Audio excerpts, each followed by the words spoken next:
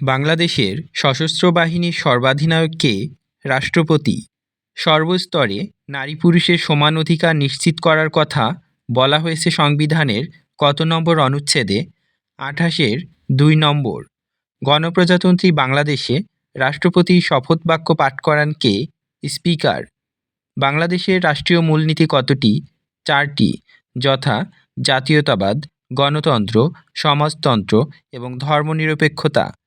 শিক্ষার জন্য সাংবিধানিক অঙ্গীকার সংবিধানের কত নম্বর ধারায় বর্ণিত হয়েছে? 17 নম্বর।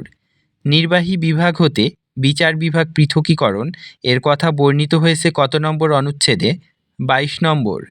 সংবিধানের কত নম্বর ধারায় সকল নাগরিককে আইনের দৃষ্টিতে সমতার কথা বলা হয়েছে? 27 নম্বর ধারায়। বাংলাদেশের সংবিধানের কোন অংশে মৌলিক অধিকারের কথা বর্ণিত হয়েছে? 3য় ভাগে।